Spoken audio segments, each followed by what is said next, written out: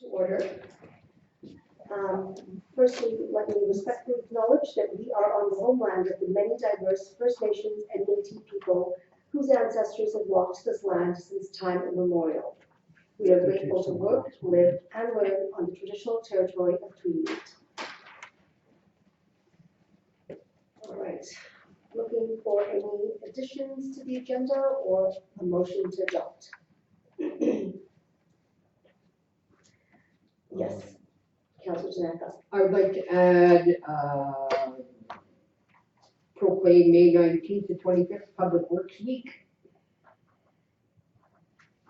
And we're adding this to. Are we adding this to new business? Pardon me? Are we adding this to new business? Is that where you want to put it? Let's see, so, item 8.6 then. And what do you call it, Councillor Tanaka, proclamation of what? May 19th to 25th Public Works Week. 19 to 25. Okay, I've got it as item 8.6 on our agenda. We also have two additional matters of correspondence to add in.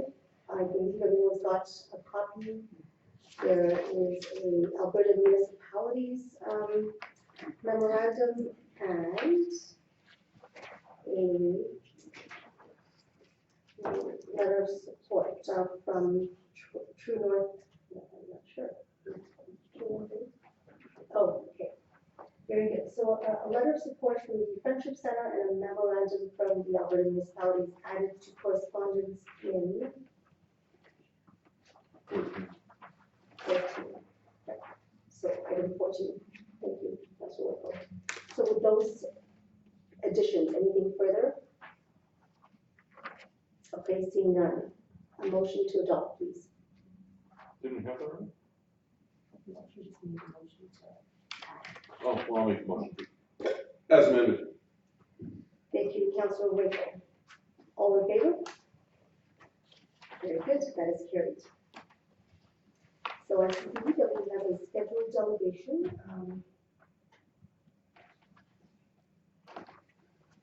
Jacob, are you able to hear us?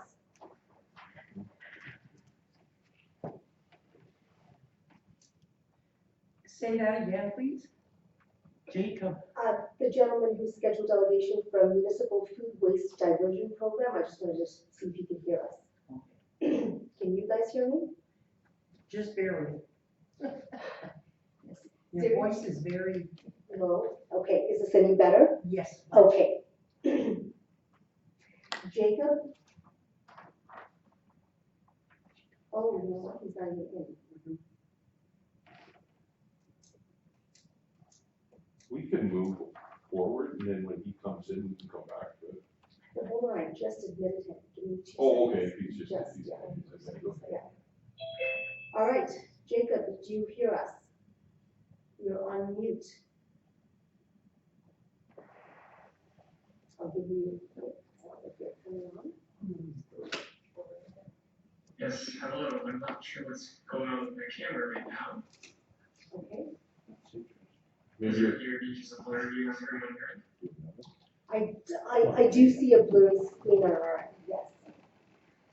Okay, that's the first thing for me to have the insurance free screen.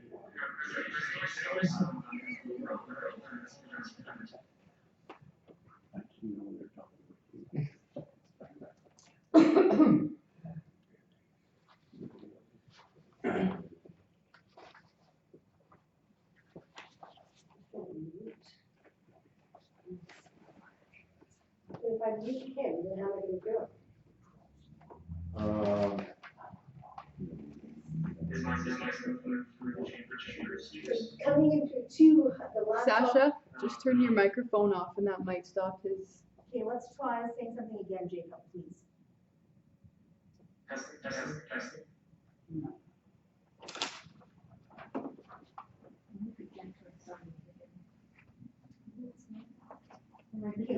Jacob, let's try one more time, please. Yeah, that's exactly what it is. Yeah. Here. Okay, perfect. No, That's it. You sure? now it's everything Yeah, on. say it again. Because it sounded like, Go ahead, say it again, Jacob, say hello. Hello? Perfect. Oh, okay, because he said it twice, that's why. All right, with that, I will call upon our scheduled delegation, Mr. Jacob Hamlin from the Municipal Food Waste Diversion Program. Jacob, the floor is all yours. Okay, thank you very much. It says that the screen sharing is disabled. If I could be given the permissions to share my screen, that would be great.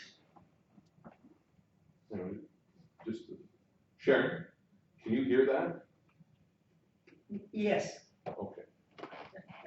just. Try that, Jacob. That is perfect. Thank you very much. Okay, I guess I will start by saying, good evening, council and members of staff. Thank you very much for having me on this evening. I apologize for my camera issues. That is the nature of technology sometimes these days. My name is Jacob Hanlon. I'm the Municipal Solutions Manager at Food Cycle Science, and I'm excited to discuss our food waste diversion program with the town of High Prairie. I will start by just briefly giving a bit of background of who we are. So, the company Food Cycle Science started back in 2011. We are a Canadian company based out of Ottawa, and we are 100% focused on food waste diversion solutions. So we do this in a bit of a non-traditional way. So we use our innovative technology to do this, which is called the Food Cycler. It is an in-home food recycler, and while it is sold direct to consumers through screens like with partnerships with companies like Vitamix, we also put them into classrooms through some not-for-profits like EcoSchools Canada, and then what I'm going to be going through today is our municipal programs.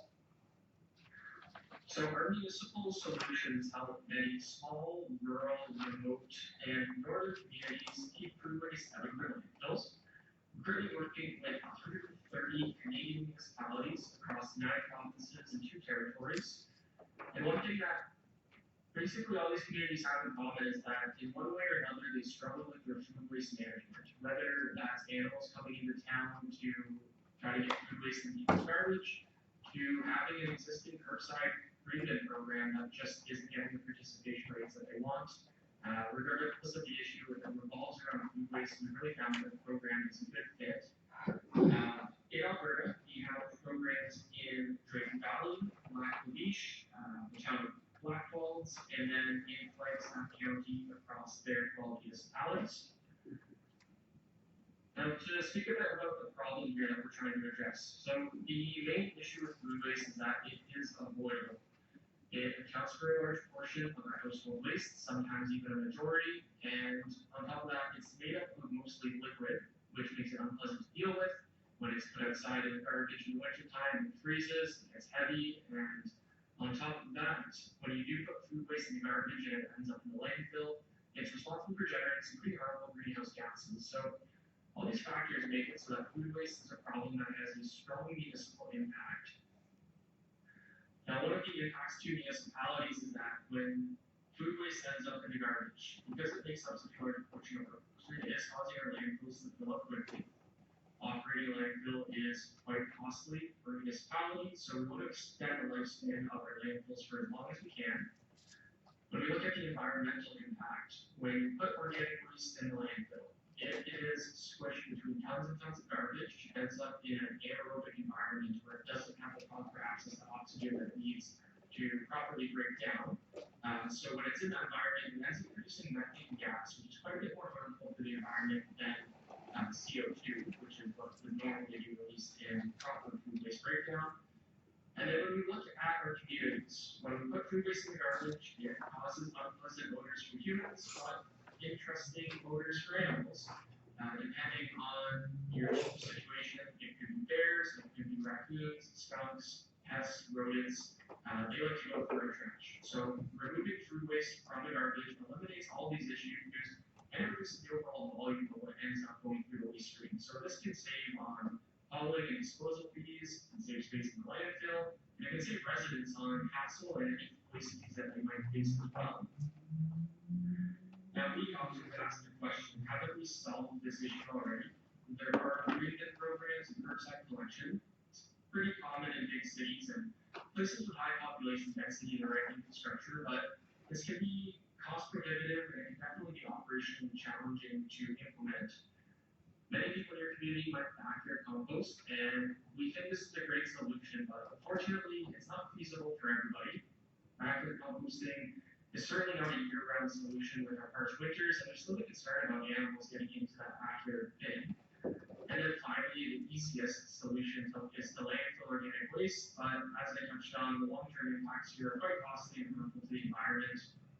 So we have come up with a different way to deal with our food waste. I'm just going to put a short video here to look at the technology and then we're going to shift over to what our actual municipal programs look like. So we've proposed a new way to deal with food waste, and this really focuses on making it easy to deal with and right at home. So we've essentially built a small appliance. It's about the size of a bread machine. You put in your food waste, and this can include things like meat, poultry, fish, dairy, even some bones.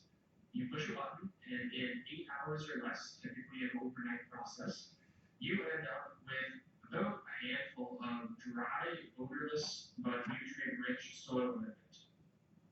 The food cycle can be used anywhere that has a plug. It's one of the things that we really pride ourselves on, where there are no barriers to diverting food waste. If you have a food cycler, all you need is a plug in your home. Most people do store it in their kitchen, in their basement, or even in a heated garage. And on average, the food cycle process is between 1 and 3 kilograms of food waste per cycle, with each cycle they're taking about 8 hours or less. And it uses minimal electricity. I'm going to touch on that here in the next slide. Between 0.8 and 1.3 kilowatt hours of power, so quite low, similar to having a computer plugged in for the same amount of time. I'm just showing the product family here because in our programs, some residents, they have big families, they cook a lot of food, they create a lot of scraps, so we have options here for when residents register for the program. We have a 2.5 liter unit and the 5 liter unit. They both work the same way, they do the same thing in 8 hours or less. But we found in early feedback with our programs that having a larger option was really helpful for larger households. Just want to emphasize with this visual here, in the cycle that takes 8 hours or less, there is about a 90% reduction in the weight and the volume of food waste. And our end product, as I touched on there, it's full of nutrients, it's beneficial to soil health and to plant growth. But we also understand that not everybody has a garden or wants a garden or can garden year round. So the byproduct that comes out is a completely dry and inert biomass. And apart from being integrated into your garden oil, there are many other beneficial uses for it. It can be added to a backyard composter or a tumbler or a green cone. It can also be integrated into existing leaf and yard waste systems. This is a rare one, but we have some residents who have actually pelletize the byproduct and integrate it into their home heating systems. It can also be dropped off at a local compost site. In some cases, there are partnerships that are developed between local farmers and us and the municipality to ensure that local farmers kind of have access to this. Same with community gardens in that similar sense, and then obviously green bin programs as well, or organics processing facilities if those are available. So to touch on the economic impact here and that view between the food cycle program and the more traditional version of waste management. The traditional method is a heavily burdened system, whether it's residents self-hauling and putting their car and drive to a transfer station, or trucks on the road for curbside collection of garbage. There are unrelenting costs, there's labor, there's maintenance involved. Realistically, if we want to reduce our emissions associated with waste, putting more trucks on the road isn't necessarily the most productive approach. But then when we look at the food cycle program, it is a truly decentralized approach where it avoids the unnecessary additional labor costs, there's no greenhouse gas emissions that come from trucking, there's no infrastructural cost to the municipality or the resident either, and overall, we're empowering residents to manage the food waste right at the source, right in the same home where it's created. So I mentioned earlier that we are working with many municipalities across Canada. To date, we've completed pilot programs in over 100 municipalities, and part of the pilot process is to send residents an exit survey as they wrap up that pilot period. We've received feedback from over 10,000 households, and the results have been overwhelmingly positive. we've been able to achieve a significant amount of net new waste diversion. About 300 kilograms annually per household is what we're finding is being diverted by using food cyclers. Pretty substantial when you filter that into what your waste cost would be and cost of managing a ton of waste. It's quite substantial in terms of the amount and volume that's not going to the landfill now. We have a participation rate of 98%, which is quite encouraging and quite important for me to point out here. 98% of residents who go through this pilot process, they report we're going to keep using the food cycle moving forward as their food waste diversion solution. So really great to see. Difficult to find a participation rate that high in curbside collection programs for organics, for example. So we find this very encouraging. And this is just a snapshot of the stats that we've gotten. Just really good feedback, really good reporting for residents on the success of the program. I'll just touch briefly on this. We have some federal funding from Impact Canada through Agri-Food and Agriculture Canada. It is federal funding to go towards these programs. Essentially, we've been tasked with finding more municipalities across Canada to implement this funding and essentially help divert more waste in places that don't necessarily have viable options for diverting food waste. Moving forward, I want to just look at the pilot timeline here. So the pilot program is typically a 12-week project. Residents will purchase a food cycler at the subsidized rate from the municipality. They'll use the unit for 12 weeks and track their number of cycles per week. We provide them with a tracking sheet as part of a resident guide. In there, they just check a box every time they run the machine. And then at the end, they get to keep their food cycler, and we ask them to complete that brief exit survey. And with that, we can evaluate the program's success.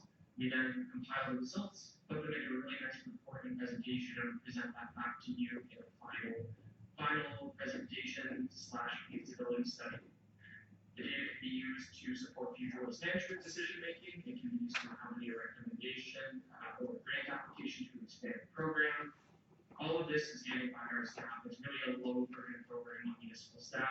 We've worked with medium to large size cities and worked with some very small towns, and we understand that staff capacities can be limited. Our team takes a lot of pride in making sure that we're here for residents and we're here to make sure the program runs smoothly every step of the way. So this is the cost structure of the program. So the funded pilots work based on this subsidy model, where Food Cycle Science provides a discount and we add in that federal funding from Impact Canada. We can see the top line is the retail price of the machines. After those discounts, it brings the cost down by 50%. Then we ask the municipality to subsidize the program by $100 per household that's participating. Participating residents will then pay that remaining amount of either $150 for the smaller machine or $300 for the larger machine.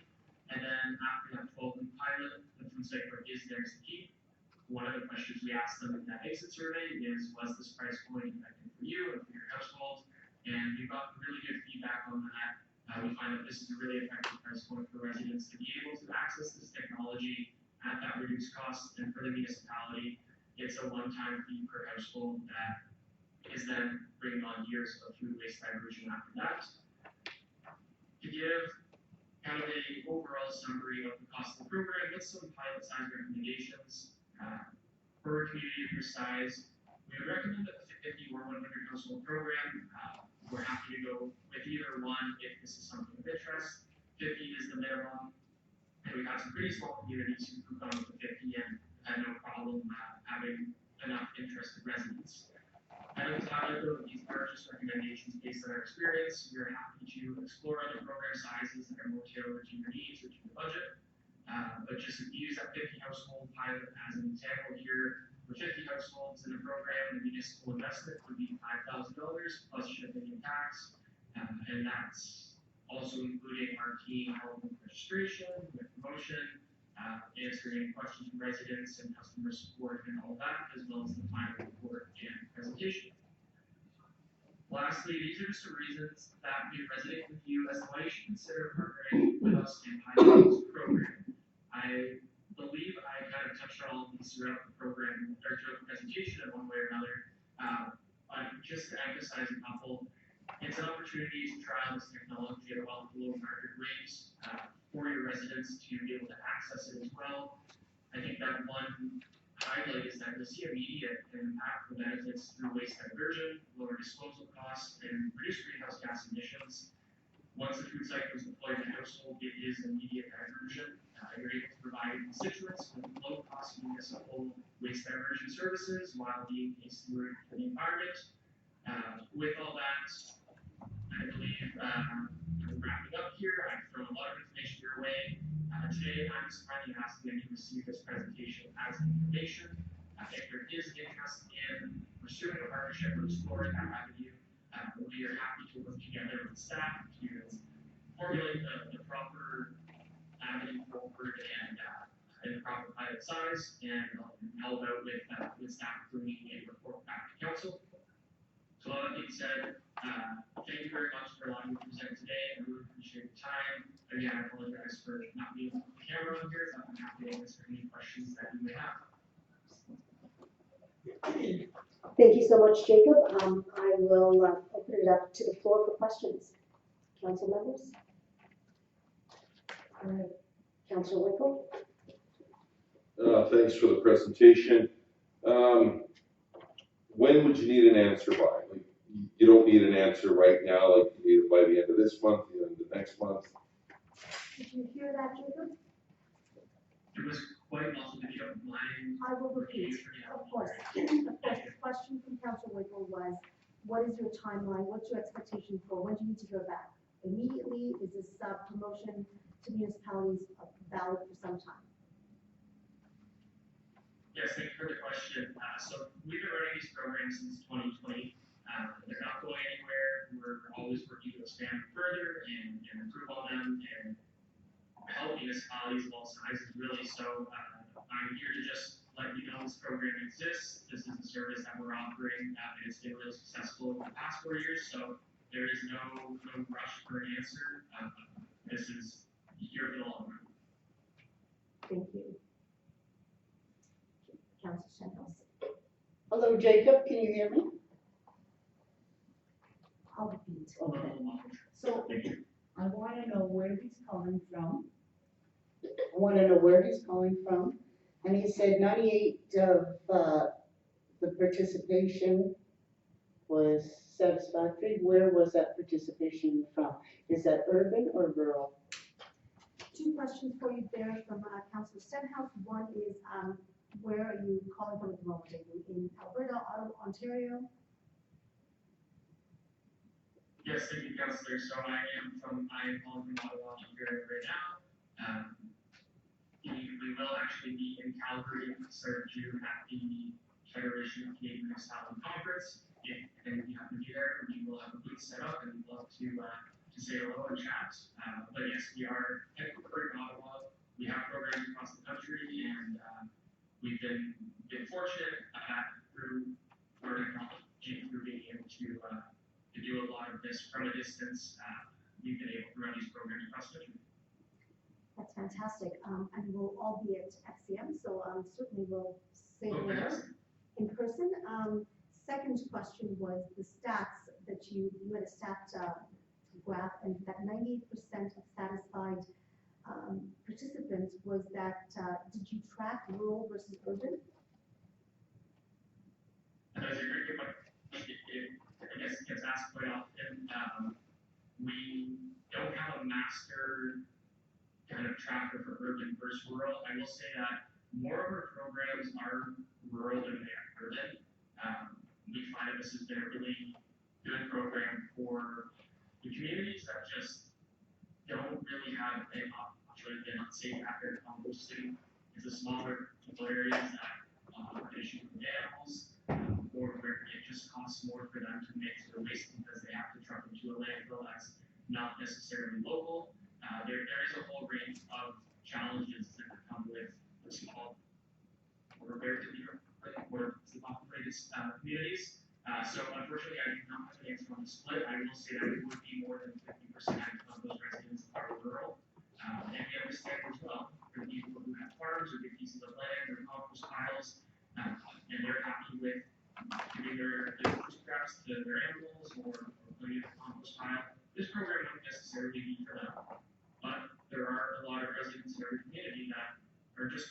waste in the garbage, and we find that those are the ones who typically jump onto this opportunity.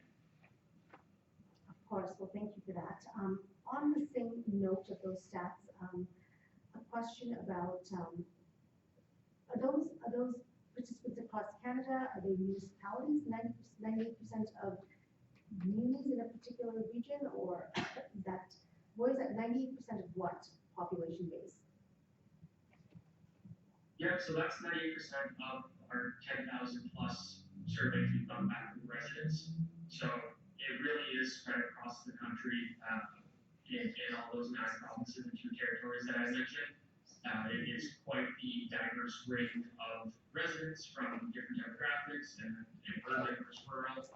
So we do find that is a very good statistic in terms of, regardless of what their demographic status or the location, 98% of them consistently is kind of the number that we're seeing.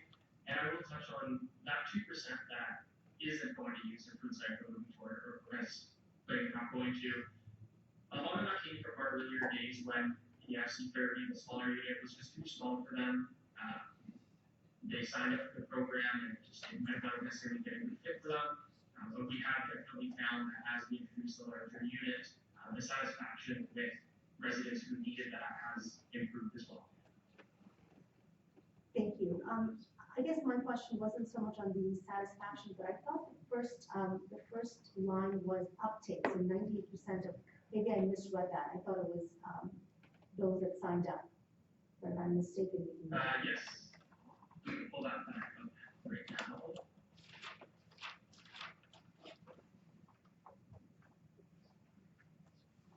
Yes, so that is all the residents, the 10,000 plus, that's 98% who after the 12-week period of the pilot are reporting that they will keep using their food cycle moving forward. So that they're not just using it for the pilot period and saying, I helped you meet this target. They're actually quite happy with the process and are going to continue to use it. Very good, Jacob. I will call one more time. Call one more time for questions. Councillor Shishu. Evening, Jacob. Thank you for the presentation. In Alberta, it was just wondering about the communities. It was Lac-La-Biche, Black Falls, and I think I missed one. The communities in Alberta, you mentioned Lac-La-Biche, Black Falls. Was there another one? Yes, our Alberta communities are Lac-La-Biche, Black Falls, Drayton Valley, and then Flagstaff County is actually running the program through their municipally owned landfill, which services the 12 lower tier municipalities within the county. So they opened it up actually across the county for all those municipalities to have the opportunity to join. Okay, great. Thank you. Anyone else? Okay, well, Jacob, seeing no further questions, across the floor here, we thank you for your time and certainly will communicate to the administration further. Well, thank you very much, everybody. I really appreciate your time tonight, and I look forward to seeing you guys soon. Have a great rest of your evening. You as well. Thank you.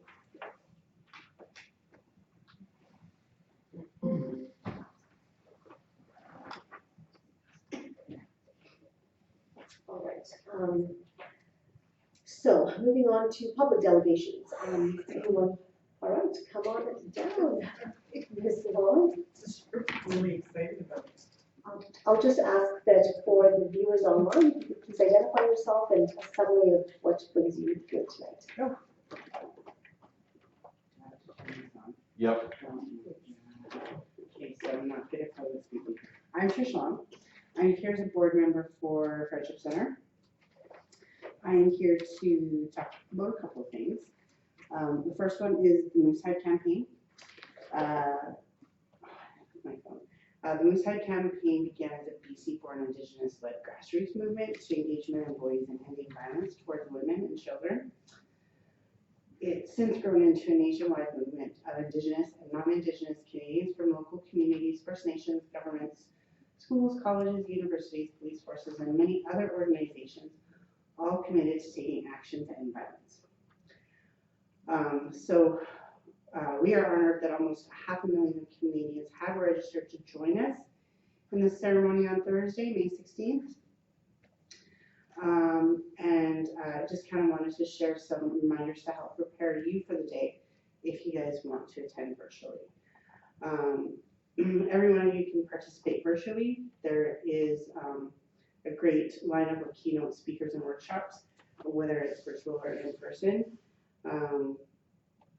And then they do have live streaming on the 16th, which if you go to moosehighcampaign.ca, it can give you all that information. As well as Gift Lake is doing a walk at 5 that day as well. So Moose High Campaign, I do have some stuff to go, if you're okay with it, some stuff to go into the office, as well as each one of you, the Moose High with the information on it, if you so want it. Also with the Friendship Center, we have like a soup kitchen, kind of reminds me of my mom's, if anybody remembers Country Lane Cafe. Yeah, the cook there, she does awesome stuff. So Tuesday is always soup and homemade buns, so that's where my mom comes in. And then this Thursday is going to be Indian tacos. So it's $5 for the soup and salad, well, it's soup and bun, and $8 for the taco, Indian tacos. And I heard letter of support when I sat down, so I hope that that's something that you guys can help us out with. And last but not least, membership. Come and be a member at the Friendship Center. A lot of great programming for free, and it costs you $10 a year, $20 per family.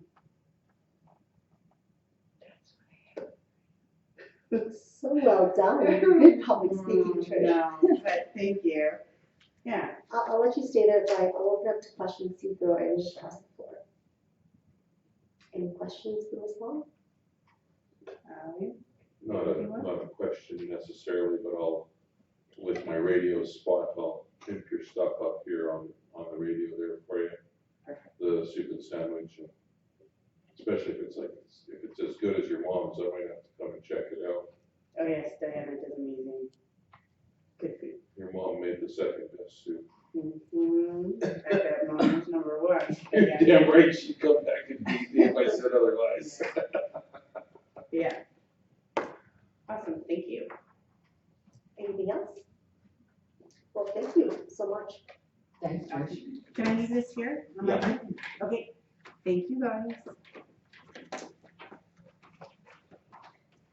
Any other delegations? Okay, seeing none, we'll move to our fire chief's report. May I have a motion to receive Chief Siswellski's report? All right, thank you, Councilor Sanders. The council receives the fire chief's April 2024 report for information. Good evening, council. I assume all of you have my monthly report in front of you. Just a couple things I'm going to add to that. I have a meeting scheduled in Grand Prairie for fire services review. The topics that have been listed: fire commissioner's role and mandate, provincial legislation and training standards, including firefighter testing and certification, recognition for fire services, and management of wildland fires outside of the forest protection area. Those are the topics that have been listed as conversation pieces, but it may be put on hold because of the fire in Grand Prairie, so I have not got an update whether that is continuing to be held again on Thursday. A couple of things for, I guess, celebration. We had 3 members, or actually, not celebration. We had 5 members that passed the the NFPA 1001 course exam, so they got all their marks back, and they were all ecstatic considering the amount of time that they spent studying. We had 3 members, actually 2 members from the Hartford Fire Department, myself and the deputy chief, went for task force leader WUI course in Slave Lake past weekends, and we passed that course, and it was very interesting and educational. We had 3 members deploy to Peace River to assist with the wildfire that was threatening the Grimshaw Peace River area. And we were on basically a standby list for Grand Prairie.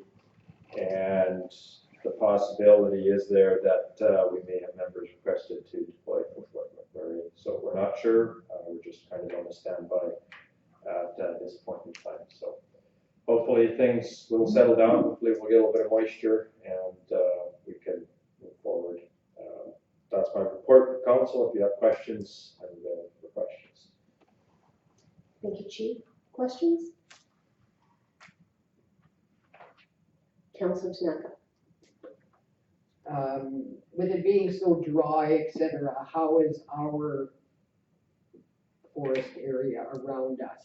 Have you guys been busy on fire calls already? Doing controlled burns, I know. It's bad luck to comment on certain things. So we are in a holding pattern. We have done some controlled burns as strategically as we can. Our fortunate thing is that we are surrounded by farmland. So as far as the town community, we don't have boreal forest knocking on our doorstep, which is the big one that causes the major issues. So we have smaller forested areas within the town, and I've beat over if there should be something else done, but in all honesty, I think we would be able to have a fairly quick handle on the small bushes that we have within the town limits. So, yeah. Okay, thank you. Anyone else? Councilor Waco. Just a comment, I want to publicly thank you and your team for responding to my part of the world there a couple of weeks ago and preventing what could have been a pretty big disaster fairly quickly there. It's always good to see the guys turn out in such numbers so quickly and save the structure, because everything's kind of close there. Well, our response was fairly quick because that was actually practice night, so everybody was already in the gear and already in the trucks. So response time was, I think, in the vicinity of 3 minutes-ish or so. So that happened a couple of times. Yeah. It's if you're gonna have a fire, then have it on practice night. Yeah. So, but much appreciated. Pass it on to the. I will pass this. Thank you. All right. Seeing nothing further, I just wanted to say our thoughts are with you and your team, as well as the folks in the Grand Prairie region, as well as Fort Mac. Thank you. Thank you, Chief. So we had a motion to accept Chief Cicerowski's report. All in favor? Great, carried.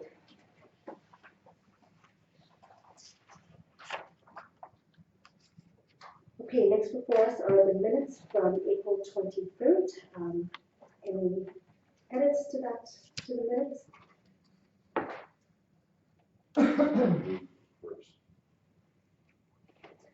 Okay, a motion please to approve those minutes for April.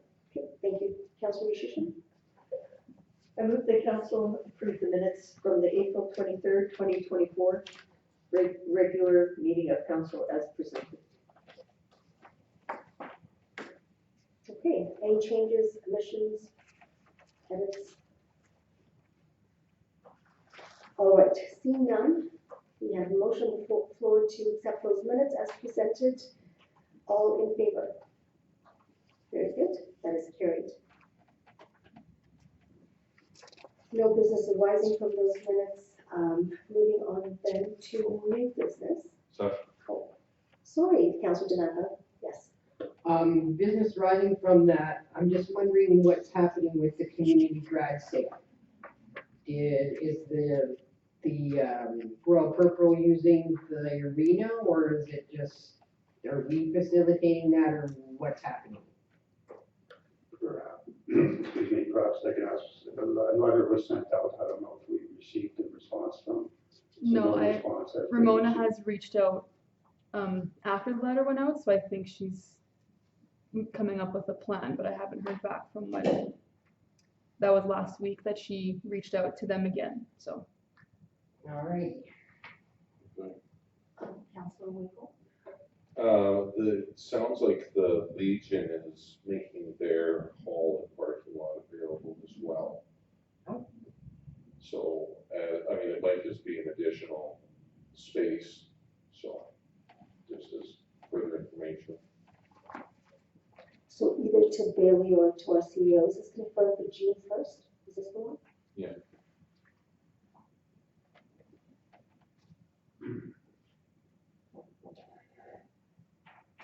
Was that everything, Councillor Tanaka? Yes. Okay, anyone else? All right. Moving on then to new business, we have the airport fuel markup. Who wants to make that motion? I'll make it. Okay, Councillor Wicklow. I'll move the town council support the recommended fuel markup. Thank you. So is this the same thing that we discussed from our last airport meeting? I think both Councillor Ishishi and I gave that. Okay, That's correct. okay. So that was some time back. We already as a committee had not done it. It still needs the consent of both councils. All right. Well, this is before us. Questions?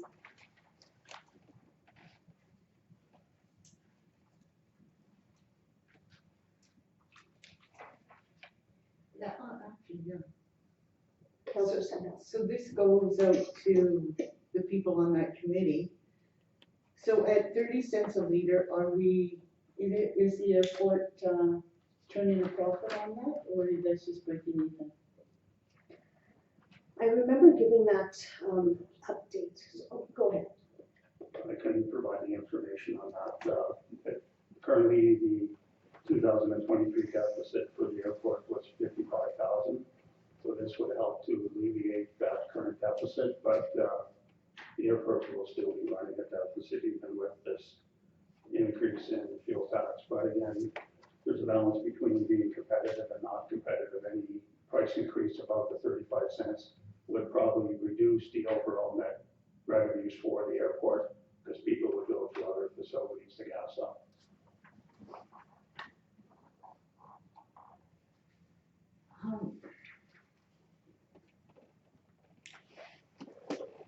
Okay, so on my previous council, I was on the airport committee, and because High Prairie had a lower price for their fuel, people were coming to High Prairie to fuel up. So it's they were selling more volume.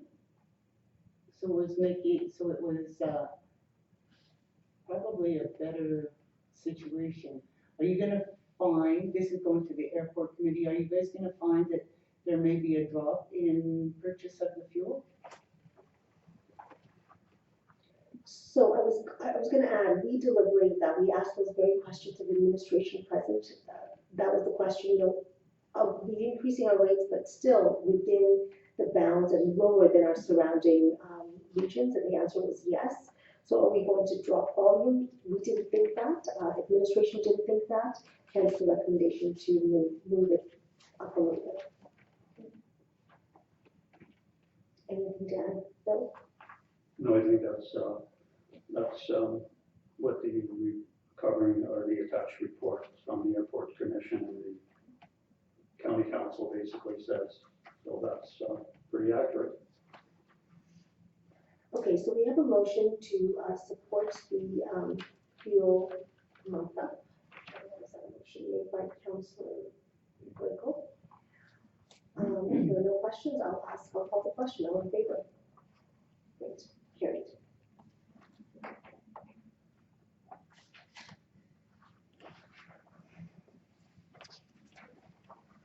Moving on to the airport capital funding request, which is 8.2. A motion on this, please. Councillor Stenhouse, please proceed. I'd like to make a motion that the request for airport capital funding be referred to the intermunicipal, as this is a negotiation item, and the town has agreed to subsidizing operations, not capital.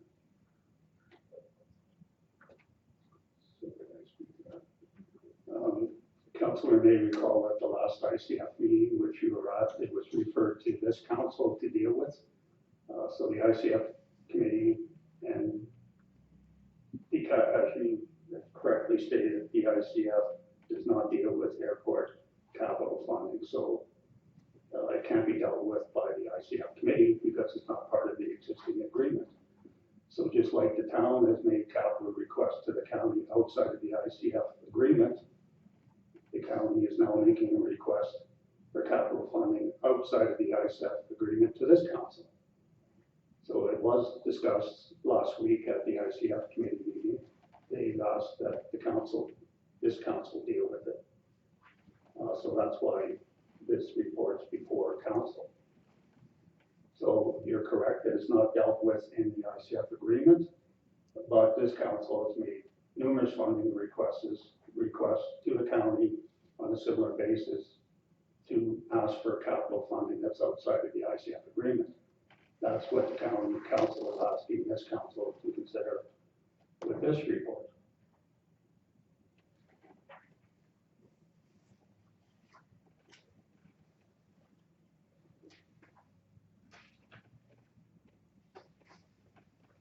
So thank you, Bill. So our operational amount is still capped at 50,000, correct?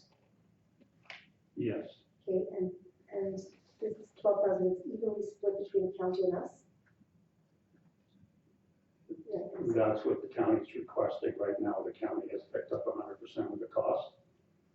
They're asking the town to pick up 12,000 of the cost. And as I indicated in the report, of the $50,000 that was budgeted in 223, the actual expenditure and grant to the county was significantly below that, in the tune of 28,000 roughly under budget. So if council wished to fund this, there is available funding remaining in the 2023 budget allocation. So if you look at it from the context of what the county's really asking to do is, would council consider this? It's outside of the current ICF agreement. The ICF agreement is silent on funding capital, but in the spirit of municipal cooperation, they're asking this council to consider it. Questions, comments, thoughts? Okay, Councilor Rainbow. Well, we have a motion on the floor, but given the information that's been provided by administration, I believe that the motion then would be moved. It's already been to the ICF. It sounds like it makes sense to us. So I think that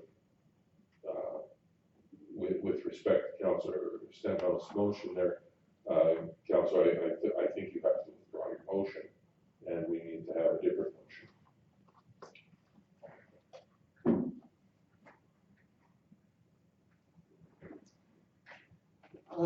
No, I'm not going to withdraw my motion. This is a intermunicipal item that should be dealt with intermunicipal. If we are going to start funding capital, this is something that we need to discuss and add it into our SEF. If I could, through the chair, this is a one-time request. They're not asking for the ICF agreement to be opened up to fund capital. They're asking for this one-time request, just like this council has asked them for numerous one-time requests dealing with other capital items outside of the ICF. So they're not asking for council to consider capital funding for the airport. They're asking for potential partnership in this funding, one-time funding request. They're not asking for the ICF agreement to consider capital funding for the airport at this time. Okay, so I see two questions. First, Councilor Tanaka. So, I just want to try and understand this. So in 2023,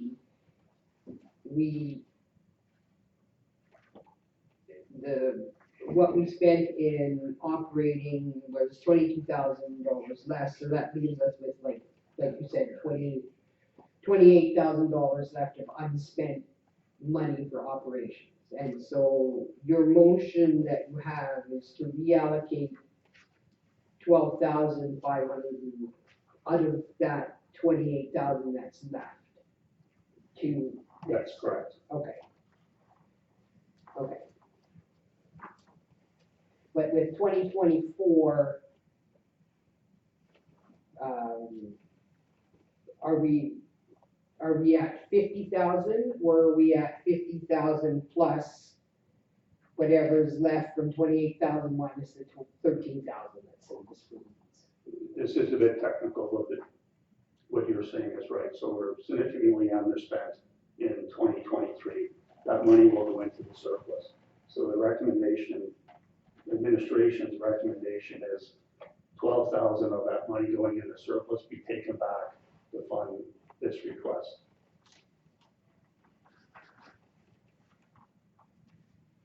So I see that Councillor Yushishin also had a question. Not too much a question, I was just gonna make the point that it's 50%, or half, I guess, for that new point of sale terminal. So it's just not just going into the capital funding, it's for that specific, item there.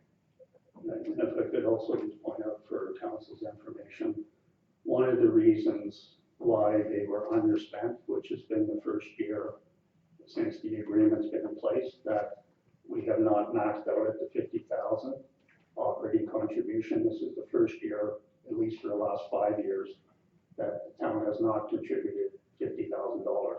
Part of the reason why they're under budget is because of this point of sale terminal at the airport, which has significantly reduced their operating costs because the old technology cost more and there was a lot of manual interfaces in terms of staff time and maintenance on the old technology. So they replaced the technology that has driven down operating costs that the town's definitely benefiting from. So from my perspective, given the overall framework of the ICF and partnership that we're trying to achieve with the county, I'm recommending that the town does participate in this one-time project. Thank you, Bill. Now, I do recall we had brought that when we did last year, adopted that new point of sale, making it efficient. I didn't realize it was that much of a saving, which is great. So Councillor Stenhouse, I'm just for clarification, if it went to ICF, you're asking it to go back to ICF. I'm not clear as to why. Well, we did not have a conversation at the ICF. It was just presented.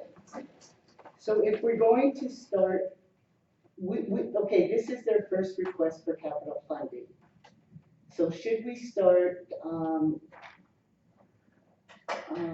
granting capital funding, that should be included in our ICF for a better tracking system, because we've always only done operations, not capital. Like, I see both points, but as things are increasing, and I do believe from your last report, they wanted to expand, so that could be another capital funding request that might come forward to us. So I just want a better understanding of what we are going to be funding. Because it was always capped at 50,000. That's operating capital. Right, yes. So again, the current ICF does not deal with capital funding for the airport. Until that item is considered by the ICF committee, it will not be considered. No capital request will be considered. The letter of March 4th, which was been at the last 2 ICF meetings, is basically asking the county to participate in this one-time project. The town to participate in this one-time project. Further considerations of capital would have to be, if there's going to be ongoing funding of capital, yes, it would be appropriate for the ICF committee to have that discussion. The ICF committee has basically said, we're not asking for that now. I.e., the county has not made a formal request to open up capital funding under the ICF agreement. So until that happens, this is a one-off standalone request.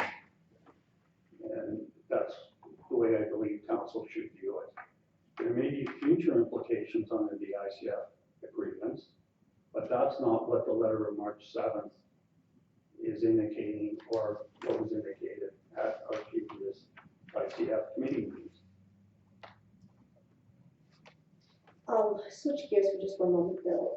Operating, I remember when we talked about this at the committee, I believe that operating was also going to increase. Is that a fact this year? No, the operating budget, like again, they were significantly underspent for the first time in 4 years in the operating grant. And based on the preliminary, well, not on the preliminary, based on the analysis of the net deficit for 2022 was 55,000 roughly. So our share was roughly 22,000.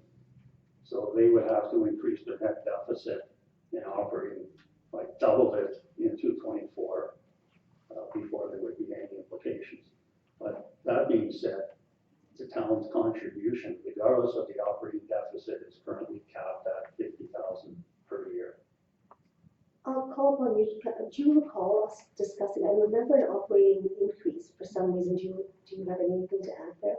I don't have anything to add, but yes, I do remember, I remember that, yeah. Yes, they may have a slight operating increase, but compared to 2023 actuals, it doesn't appear that there's going to be an issue. And the town would not be contributing more than their capped amount under any circumstances. Okay, going back to the matter at hand then, we have been requested to consider a one-time, this does not alter the term of the ICF negotiation for this airport committee. It has gone to ICF, it's now been brought back to our council. I'm just wondering again about your motion, Councillor Stanis. We're not opening this up for all considerations of capital, just this one time. Operating is still capped as it was negotiated before. So what is the intent then of your motion? To send this back to ICF when they clearly, I wasn't at the meeting, but you're saying that it came from ICF to us. You want us to go back? So maybe I misunderstood the ICF meeting, but I thought they just wanted a motion to open up the ICF for negotiations. I didn't think it was just about the airport. I thought they wanted to discuss a few things and the increase and the ask for the capital from the airport. So I will withdraw that motion. Thank you, Councillor Stenhouse. Does anyone want to make, do you want to make an alternate motion based on our, anyone else to make a motion regarding this 12,000 ask? Councillor Donato. I make a motion that council reallocate $12,514.69 of the 2023 operating budget savings to participate in the capital funding related to the new point of sale terminal. Okay, we've had much discussion, going once, anything? I suggest through the chair for your administrative recommendation that does the same thing, but it's just more in compliance with the accounting procedures we need to do. I don't like that.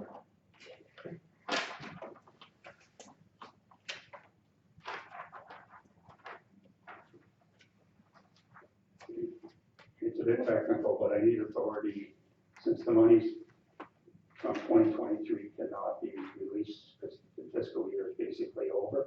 Okay, I see what you're saying. Okay. The money's going to go into surplus, and I'm seeking authority to take the money out of surplus. Okay. Before you make that motion, this says though that we're opening it up. It doesn't say one time, it doesn't, next year we're at 62,000 for operating. No, that's not what this would do. You're asking for it to be increased just for this year then? Yeah, it says to our negotiated 50,000. Correct. Okay, proceed, Councillor Tanaka.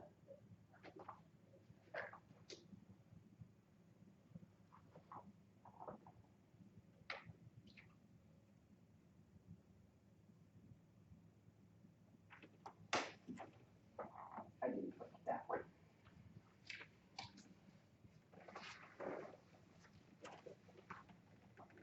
Can we have more discussion? There's not even a motion on the floor yet. Yeah, she made a motion. She was asked to be a friendly amendment to the other one, but we have discussion in the meantime. Yeah, we could have a discussion. So if you include this, it looks like it's going into operations. Because it's, you want to increase from 50,000 to 62. That's why I was asking for two different accounts, one for capital, one for operations. It may look that way, Councillor, but if you read the recommendation, that it's basically the 2024 contribution that the inflation increase from 50,000 to 62. It doesn't say if it's for operating, it doesn't say it's for capital. It's the total contribution, operating and capital would then be $62,514. So I know it's a bit technical, but you know, it's an administrative matter, and I'm asking council to consider administration's recommendation. So Bill, why does it say if necessary? Why would it not be necessary? If again, they only bill us for 25,000 in operating, there will be no necessary draw from the reserve, and there will be adequate funding there to achieve it within the approved budget, and the money can stay in surplus. Councillor Tanaka, you had your mic on? I'm still thinking.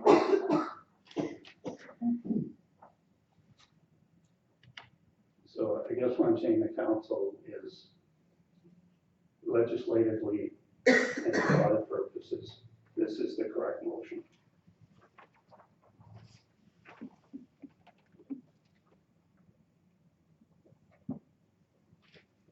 Your option one, we can't go with option one as the motion? Because that's, everyone gets it, 12K, you know, allocated from last year's savings to.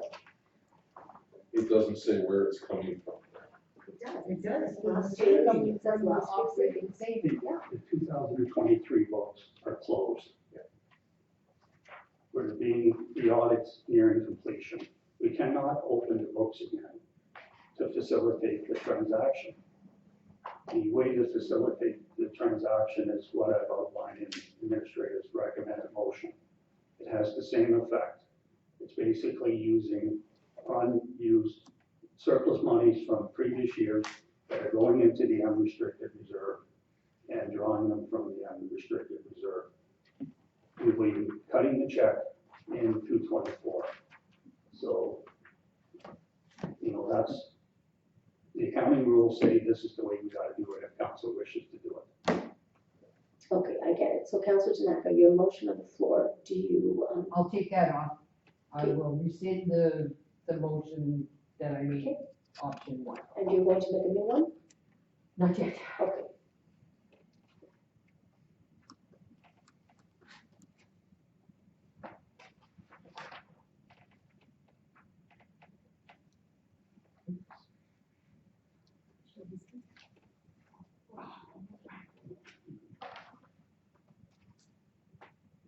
Okay, Councillor Tanaka, while you ponder, I will go ahead and make a motion. Okay,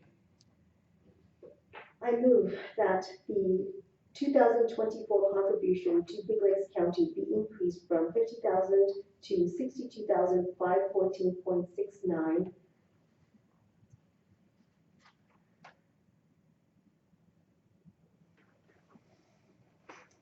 I guess I should preface that by saying that only the 2024 contribution to Big Lakes County be increased from 50,000 to 62,514.69, with the additional funding of 12,514.69 being funded from the unrestricted capital reserve if necessary. And that caveat is only because to understand for the future that it goes back to $50,000 operating. Is that motion clear? Okay, I will call the questions unless Councilor Snapper, any more discussion? You're still wondering, it looks like. I'm just trying to understand this. So, from 2023, we have $27,828 left that we didn't spend. So that's going into the surplus, correct? Correct. So I guess my question is, if we have 27,800 and whatever, but I'm trying to, like, you're increasing it to 62 to cover the 12,514 that they're asking. The rest of it is just automatically going into a surplus. Correct. Okay. Took me a minute, okay, I think I get it now. So then I have a question. Why can't we leave operating at 50,000 and just take the 12,000 out of our reserves?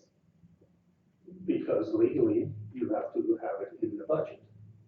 It is not a capital grant, it's really a grant. Grants are funded from the operating budget. So it will be a contribution in 224.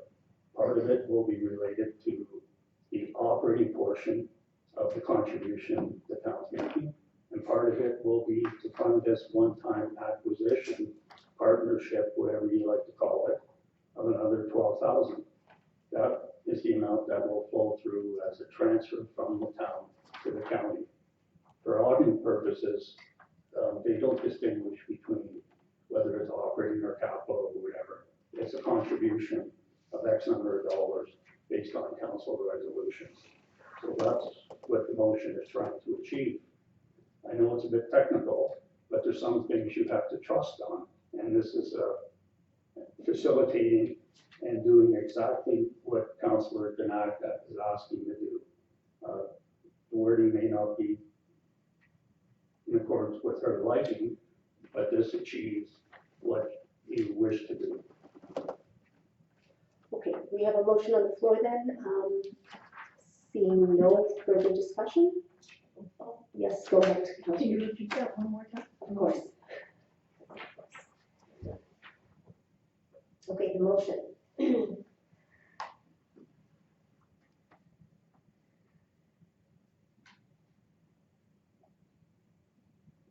Okay, that, I move that only the 2024 contributions to Big Lakes County be increased from $50,000 to $62,000, 514.69, with the additional funding of 12,514.69 being funded from the unrestricted capital reserve if necessary.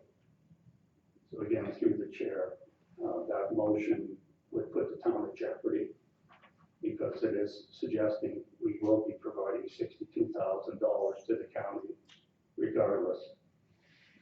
So I would encourage council to go back to the administrative recommendation, please. So the word only 2024, is that, because I haven't changed anything else. But you're saying, your motion is implying that we will be giving them a total of $62,000.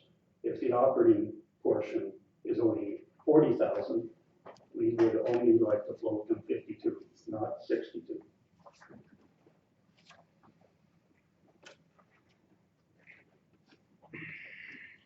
So again, you have the administrative recommendation. That's the best, and that's the motion that council should be concerned. You're not committing to future years. You're not amending future years' allocations. Council will be considering the 225 budget when it's before them. It will be done on the same premise as the ICF agreement. So I don't know how I can help council further on this point. Okay, I will remove my word only. I will amend it to say that the 2024 contribution to Big Lakes County be increased from 50,000 to 62,514.69 with the additional funding of 12,514.69 being funded from the unrestricted capital reserve if necessary. Last time for discussion before we call I question. could then again point out through the chair the way that's worded is implying we're gonna fund them up to $62,000 when that may not be required at all. So by increasing it from 50,000 to 62, that's implying we're gonna give them 62,000. Did she, I read it exactly read as it. it is. Sorry?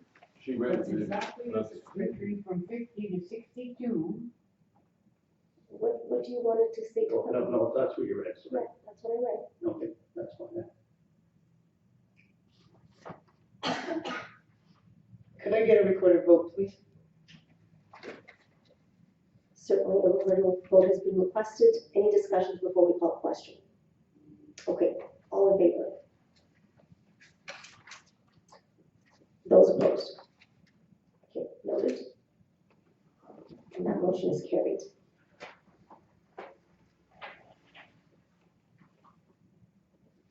Okay, moving on to item 8.3, which is our fire department reserve contribution. Who wishes to make this motion? I'll make it. Okay, Councilor Wacom, so for it. Get this. Okay, I move council approve an additional contribution in the amount of $34,246 to the fire capital reserve. Did you want to put a date on that for the 2024 year? Considering what we just went through, I'm gonna go with the administrative, recommendation. Seems to save time. All right, we'll open it up for discussion. Any questions? You need to explain it, Bill? Sure, through the chair, this one is to be in compliance with the existing ICF agreement. So the existing ICF agreement says any recoveries the town gets for motor vehicle accidents shall be contributed to the fire department reserve. We budgeted 50,000 for motor vehicle accidents. We actually achieved 84,000. So that requires a motion of council to increase the contribution as per the ICF agreement by the $34,000 roughly, 34,246. So to be compliant with the current ICF agreement, we need to increase the contributions to reserves. I cannot administratively just do that accounting entry. All contributions to reserves have to be either in the budget, which this is not, or through a resolution of council. So this is why the report's before council tonight, to seek council's resolution to increase the contribution by $34,246. So by making that motion, does that continue on to further years? Or is this a one-time shot? No, it's not. It's the overage. We budgeted 50, we took in 84. We have to comply with the ICF, we have to make the motion to put the extra 34,246 in. So next year, if we take in 100,000, then we would have to make a motion for 50,000. It doesn't matter how much over we are. Whatever we're over has to go into the reserve. That's the agreement that we have with the ICF. If it's $5, if it's $50,000, it has to go in there. So may I ask a question of administration? Why did this not come to us? Why did this not come to budget? Because we've had this, this isn't a new negotiation point. This has to deal with the 2023 budget, not the 2024 budget. So in 2023, we budgeted X number of dollars. We've exceeded that number based on the year-end results. Therefore, a resolution is required. Sure, but did we not know the year-end results at the time of our budget? It has nothing to do with the budget. Okay, No, into 23, we budgeted 50,000, which is what we normally budget. Motor vehicle accidents are subject to a lot of things that are uncontrollable. In some years we'll be under budget, therefore we'll contribute less to the reserve. In the case where you're contributing more to the reserve, that requires a resolution of council. So in 223, by the end of the year, we collected more and more vehicle accidents than we had budgeted. So to comply with the ICF, we need a motion of council. So we did not know, and we don't know in any given year, what the expectation is for vehicle accidents to happen on our roadways. So we put in a budget estimate, and there'll be variances from the budget estimate. But in this case, there was more recoveries for numerous reasons, none that the fire chief can control. And the result is we have to put more money into the reserve than was budgeted. But it's not costing us any because it's money that we have from the recovery, so what we're doing is complying with the ICF and putting the extra money into the reserves. That's correct. Okay, good. Any discussion? Any questions? Okay. Seeing none, I will call the question. We've got the motion on the floor from Councillor Waco. All in favor? Great, motion carried.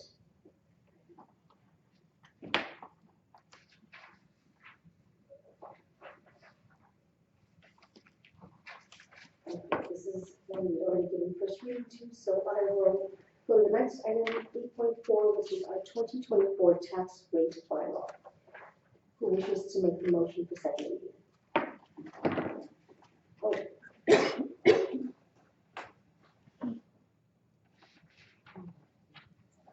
Great, sorry, I stand corrected.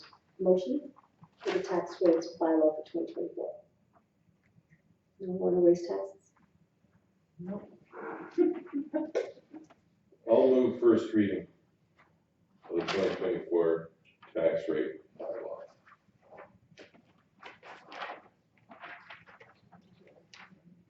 No, you have to. Unanimous consent. All right, first reading. Tax rate bylaw number 324 is on the floor. Questions or discussion? Okay, seeing none, all in favor?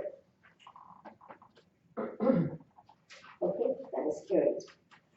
Who wishes to make the motion for second reading? Councillor Stanton. I make the motion for second reading of bylaw number 032024. Okay, I'll call the question, seeing if there wasn't any discussion or questions before. All in favor? I have a question. Oh, you have a question, please proceed. So my question, when we had our budget meeting, so in the discussion part, so our increase for 2024 is 2%. Is that what I'm reading correctly? So perhaps I can provide a recap. There's two separate processes. One is the deliberation on the budget. Right? So when the budget was delivered based on the information that was presented to council, it was anticipated that the town-only tax rate increase would likely be in the 2.6% range. That was before consideration of the returned assessment rolls. We now have the returned assessment rolls. So once you get the assessment rolls, there'll be changes in property valuations because of inflation, but more importantly, there'll be growth in the assessment because of new houses being built, improvements on housing, new commercial properties, new business taxes. That will influence the total rate for the tax rate. So you got to look at those two things, and they're both independent. So what this report is saying is based on the returned assessment rolls that were more favorable than we thought during the budget deliberations, the actual tax rate for residential properties in the town will be closer to a 2% increase rather than a 2.6% increase. And that's purely based on new assessment, basically. Okay, so my next question, based on what you just said, is the municipal portion of the overall tax bill for residential. That's got nothing to do with commercial? No. So Okay. they're both independent, so they're, Oh, okay, all right, so we both have a residential rate and a commercial rate. okay, So what happened in 224 is the inflationary factor applied on residential properties went up significantly more than the inflation rate on commercial properties. At the same time, there was growth, even though it was small, in the residential assessment base, mainly because of one or two new houses plus improvements. On the commercial side, however, there was more of a growth. Part of the new growth is Canadian Fiber will be the first year they'll be taxed now. Full year impacts of other business coming totally on the roll for a full fiscal year. So their growth in the commercial rate is much more substantial than the residential. So it means there'll be a different impact on each of those independent rates. Okay. So we do not have a blended rate. okay. We have a residential rate and a commercial rate. So my only other comment with this is that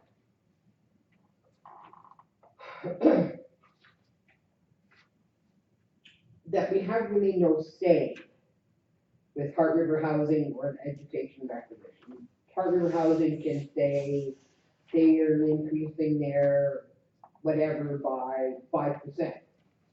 And we have to just suck it up and say, okay, well, we'll charge our people 5% because and same with the education, whatever they decide is the increase, we have to just suck it up and get that money from our residents and our businesses.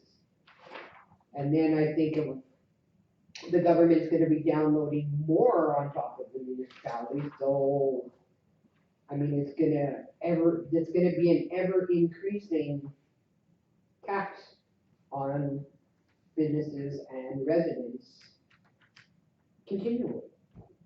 Right, and if I go through the chair, RMA and both Alberta municipalities have been advocating forever, similar to every other province, saying the education should be on the provincial system and they should collect it through whatever means they wish, whether it's income tax or surtaxing or whatever. But it's convenient that the government basically puts it on the back of the ratepayers and says, here's our requisition, here's your share, you pay for it. So the province has already indicated that they plan to increase the burden for schools onto the municipal tax base more than they're currently doing. So, like you say, it's quite common in most years that the education portion of the tax bill goes up, but council has no say in that. Heart River Housing is a bit different because we do have a member on the board, and that's based on their business plan. The big increase in Heart River Housing is because of the additional $1 million capital levy to fund their next seniors housing initiative. So for the next few years, you probably won't see their rate going up much, if any, but you can't say the same thing for the school board portion.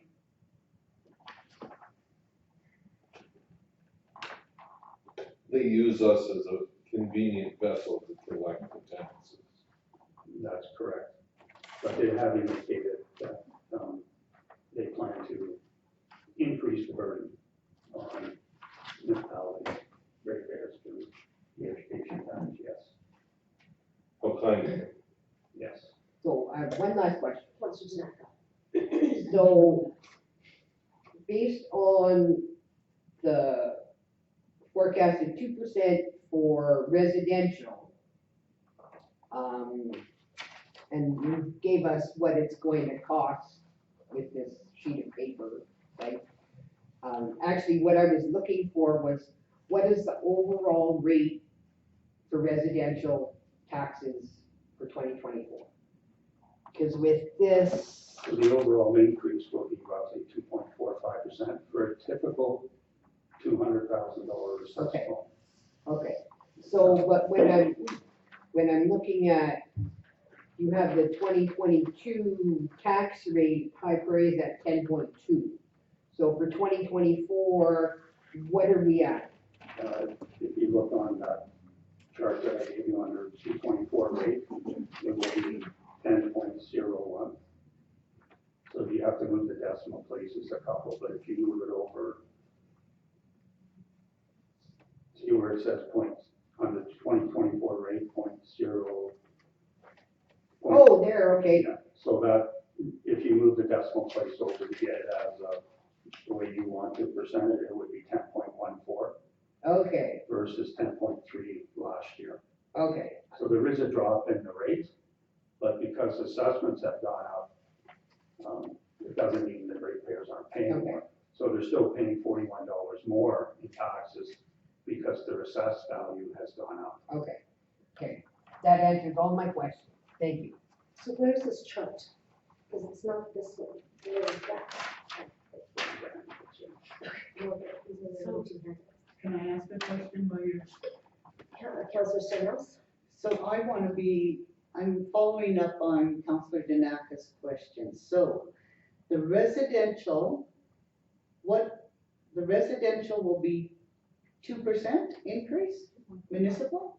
Yes, on a typical house. Now that, depending on your assessed value, some of them may have gone down, some of them may have gone up. But on average, they've gone up 3.5%, roughly 3.6%. So the residential assessments have gone up on average 3.6. But I can guarantee you 85 to 90% of the houses will be around there.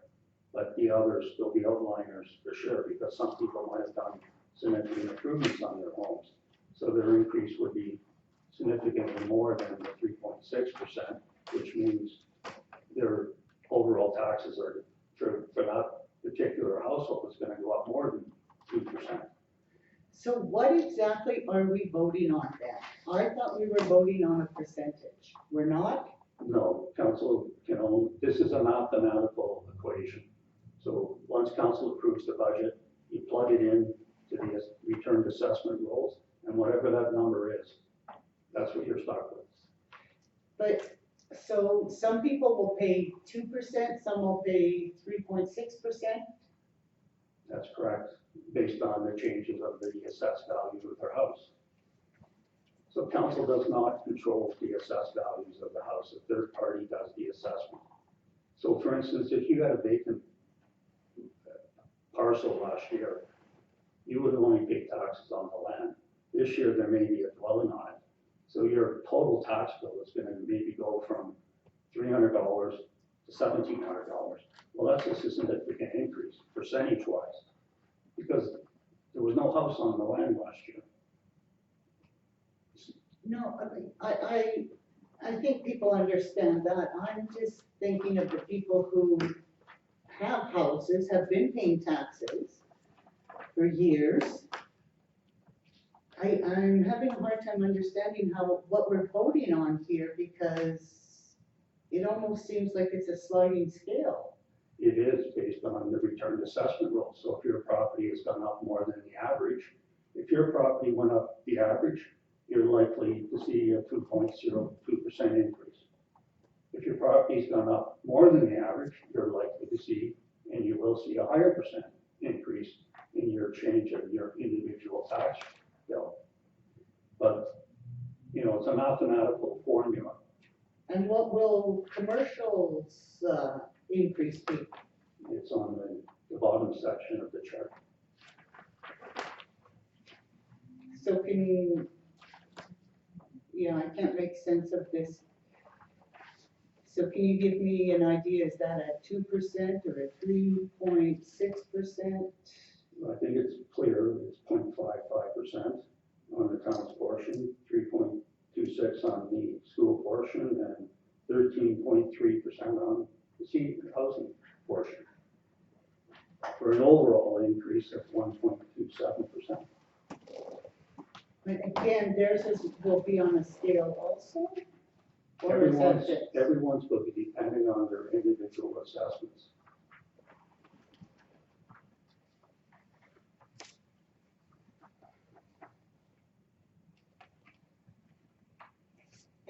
And this chart is based on average, like for residential, it's 200,000, 220,000 for Commercial, it's 400,000, right? This is just an average.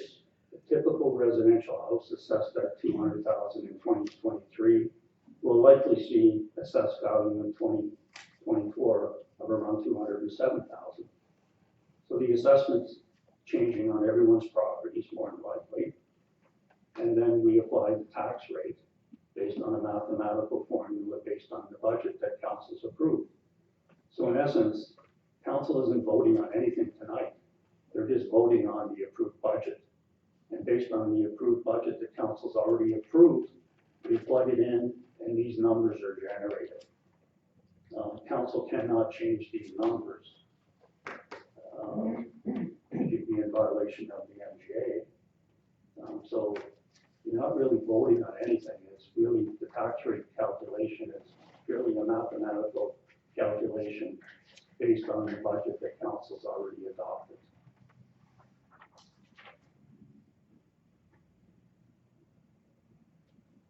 I'll ask the question while you're still thinking. Did I hear you say, CEO McKinnon, something about Canadian Fiber? What is changing in the assessment with Canadian Fiber?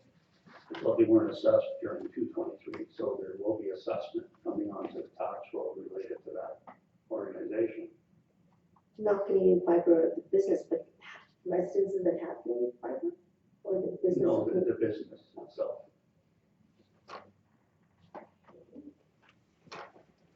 And the other question is the bylaw 03-2024, this one, how is that different from the 2023 last year's? Is there anything in this bylaw that's different? The form and statement, the form of the bylaw is exactly the same. Again, what's changing is the tax rate calculation based on the adopted budget that council's approved. Okay, further discussion or questions? Okay, we have the motion for second reading on the floor. I will call question then. All in favor? Anyone opposed? Okay, that motion is carried. I'll move for unanimous consent on third reading.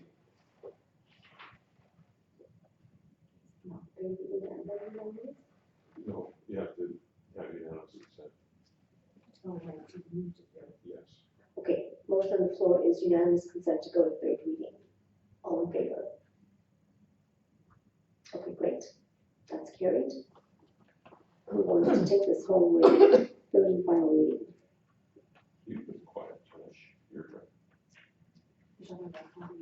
I'm talking about you. Make a motion. Okay, you've been volunteered. Yeah. Council gives third and final reading to bylaw number 03-2024. 2024. To authorize the tax refile. To authorize the rates of taxation to be levied against assessment properties within the town. Okay, last call for questions or discussion. Okay, all in favor? Opposed? Okay, that motion is carried.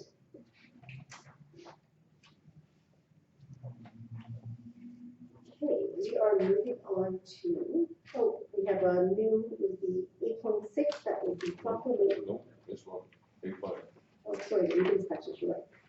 Okay, we would like to make that motion for municipal weed inspectors for 2024. Yes, Councilor.